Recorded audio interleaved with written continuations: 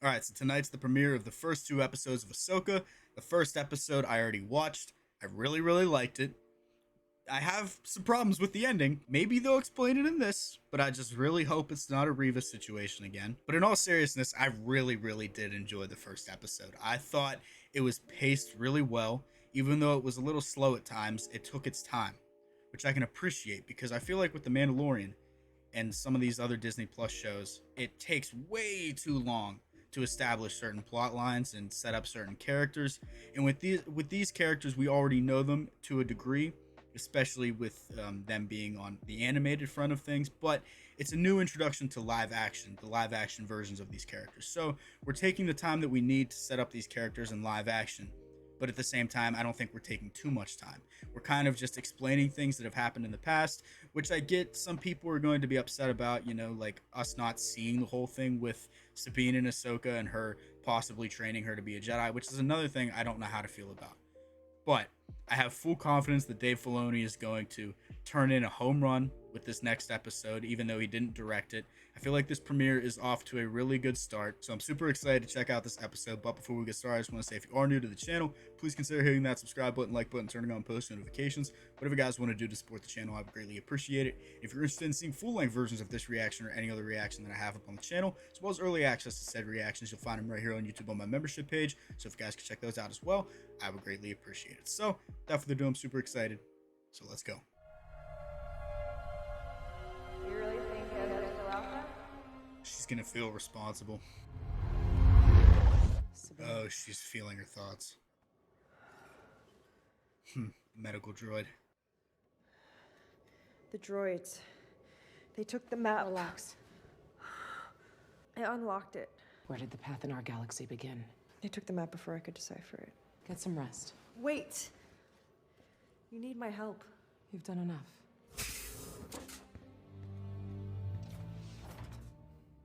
So it's not explained as to how she's still alive. But everything else is great, so I feel more relaxed and kind of letting it go. If that makes any sense. But at the same time, it's like still lingering. Like the thought is like, how did she survive? What are we doing?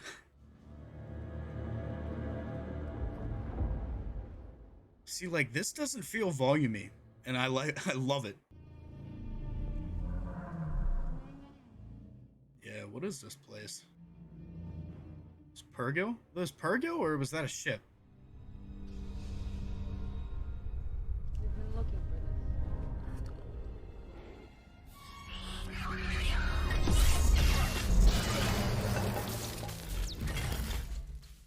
What were you doing up there? I was hoping you were still here. But why was it still there? As long as you didn't short out its capacitors when you sliced it up, I should be able to work with it. Its memory core stays partially active even after termination. And if you get the power levels right, you can recover the droid's memory. What happens if you get the power levels wrong? The head will explode. Explode? You can pull the plug before it gets to that. Perhaps we should perform this operation somewhere else. I say go for it. Because you're a hologram. We're falling behind as it is. Here we go.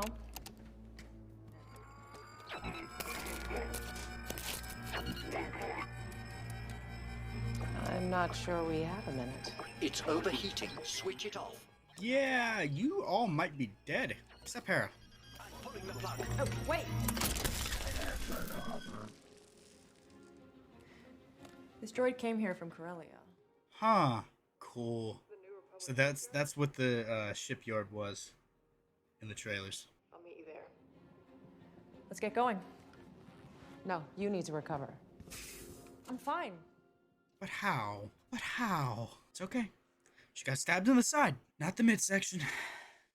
I haven't seen her in years, and the first thing I do goes sideways. You're both difficult. You need to help each other. You heard her. She doesn't want my help. Yes, she does. I'm really liking the relationship between all these characters. Like, it feels very natural, and it feels like where it left off. I mean, besides Sabine and Ahsoka, that kind of happened off screen, their whole beef and everything. But I mean, specifically between Sabine and Hera, translated very well from animation.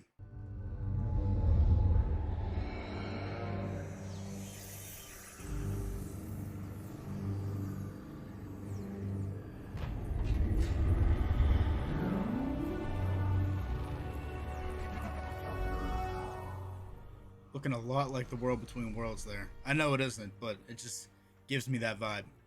Well, Grand Admiral Thrawn is banished. Pathway to Peridia. Peridia? I feel the path forward is clouded. Thrawn calls to me. Across time and space. There were wolves around that, like the circle casing of that hologram. There were wolves around it. Like the Loth wolves. Kind of like the door in the World Between Worlds. The Eye of Sion is on its way here. Make sure that everything is ready for its arrival. Marok will complete his task. What happens when we find Thrawn? Give him a big hug and kiss. Go to Corellia. Assist Marok with the final transport. Yes, Master. I love the design of her ship.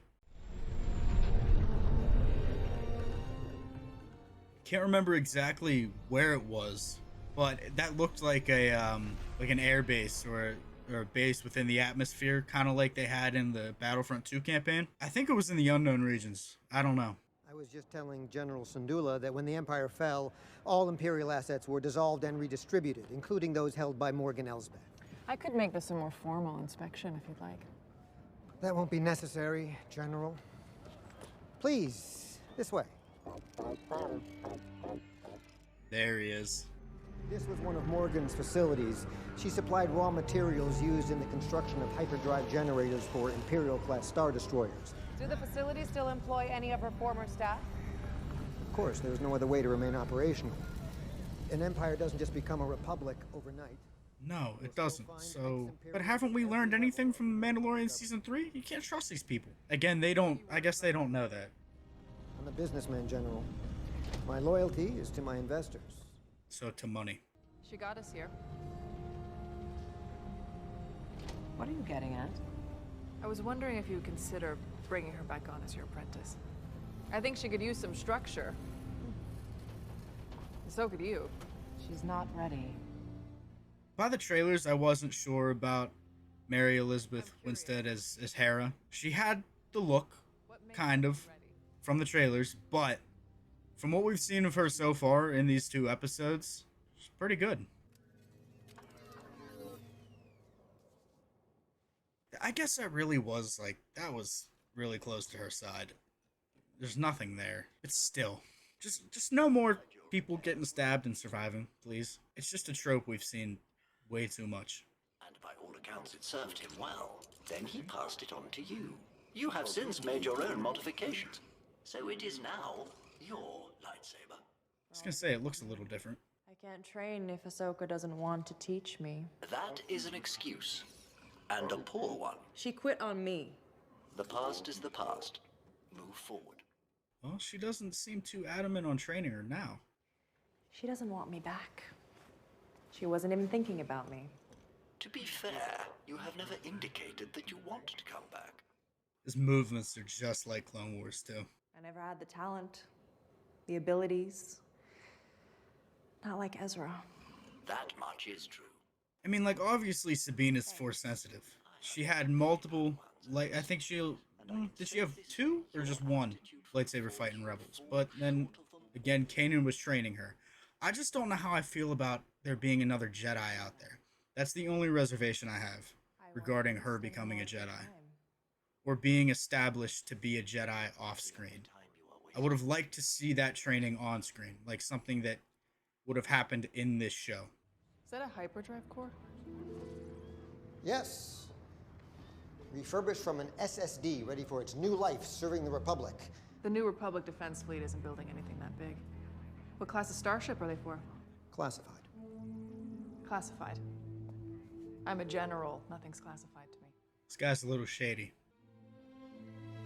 C1, can you come over here, please? Perhaps you can help with the protocol here? I don't really trust this guy or anybody else that's working here because, I mean, we already established that he has people working from her regime under him. I catalog inventory on arriving transports. An HK class droid recently prevented me from completing this task. Where is this droid now? I believe it is departing on that transport. For the Empire!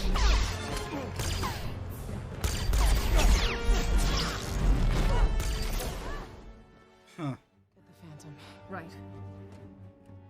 Okay, so maybe that guy was innocent, and I was just too quick to judge, but my instincts were right about, his workers.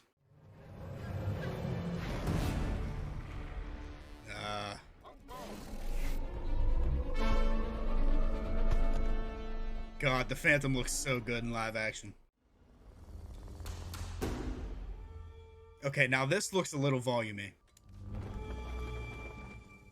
At least that camera shot does.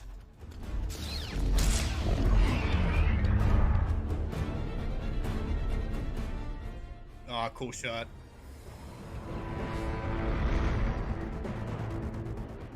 So I assume these hyperdrives are being built so that Morgan Elsbeth and Balin and Shin can actually make it to the new galaxy.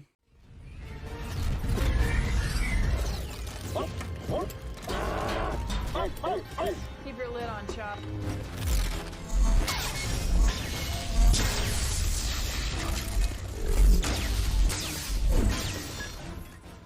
Dude, the fight scenes are solid. Sound design is also great.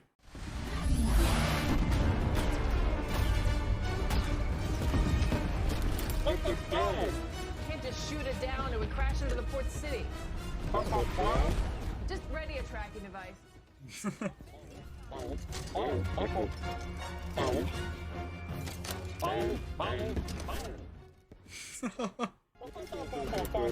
No, I did not go through your stuff. He said, yes, you did. Found it. I love how you can kind of understand what he's saying, but sometimes you need the person he's conversing with to explain what he just said. Whoa.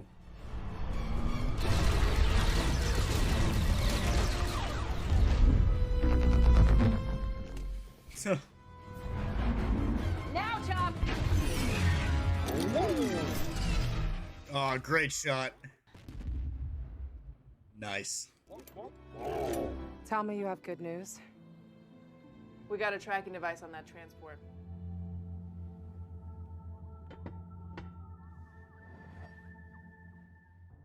Just seeing all this as a Rebels fan is so cool.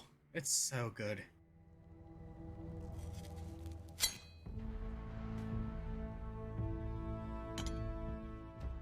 That was a good scene. How can they still be loyal to the Empire? Oh, so he was, yeah. What are you looking at? It's not loyalty. It's fear.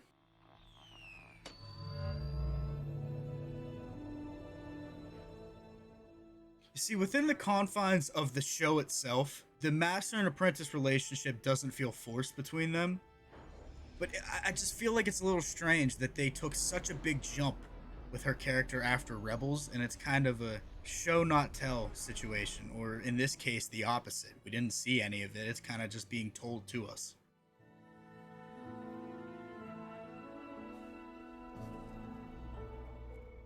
That mural looks so good in live action, dude. Just everything they've pulled from Rebels looks so good in live action, including her and Hera, and Chopper, of course. Nice haircut. It's more me. It appears the transport was traced to the Denab system. It has remained in orbit around the planet Cetos. Denab? Is that where Lando referenced in Return of the Jedi? Yeah, they're building a big hyperspace ring. That's pretty cool. The appearance of AHSOKA Tano on Corellia troubles you. It does. What do you see? I love, like, the wave effect on that hologram. It's not really a hologram. It's unlike anything we've seen before. Nothing can prevent our journey. Kill her. It'll be a shame. There are so few Jedi left. Fair enough. Is that it? Okay. I really like these outro credits too. It's giving me like Game of Thrones vibes. Okay, two things so far. There are two negative things, or negative leaning things, that I have associated with this show so far. I don't like that Sabine got stabbed and survived. It's just something we've seen one too many times in the last year and a half with Star Wars Disney Plus shows.